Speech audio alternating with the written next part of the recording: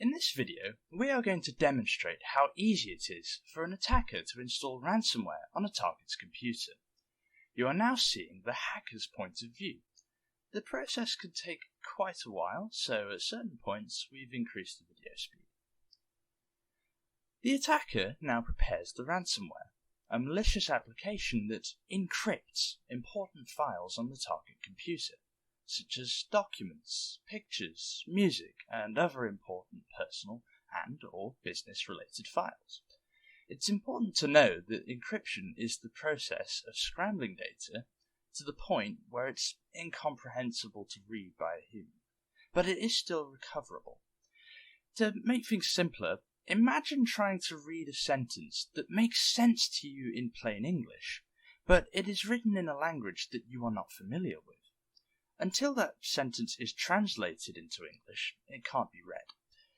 The purpose of ransomware, as the name suggests, is to ask the victims for a ransom to recover the encrypted files.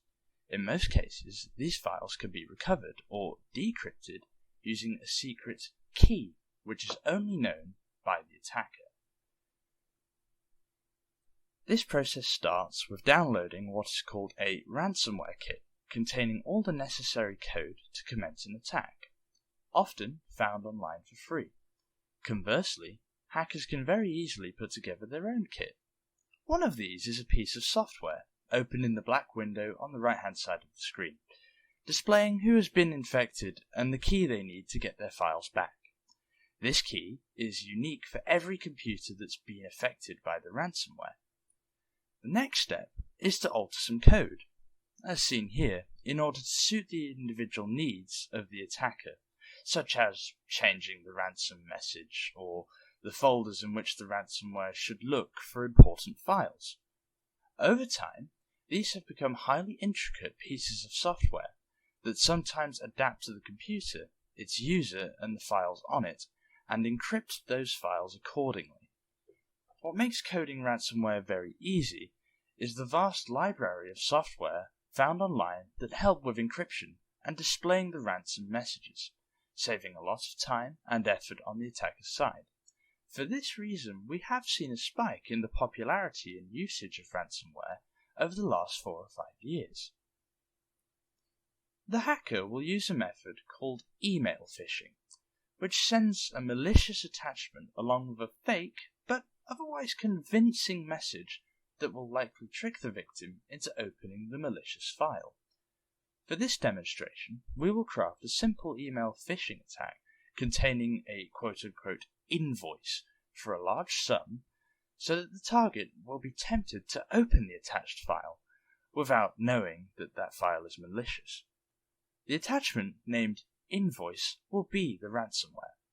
It will have a Microsoft Word icon to further trick the target into thinking that it is indeed a legitimate document rather than a piece of software.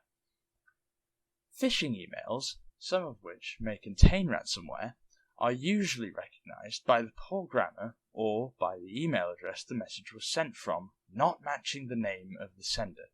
For example, you may receive an email from Hilton regarding an outstanding payment, but the sender email is something along the lines of johnsmith5275@hotmail.com, for example.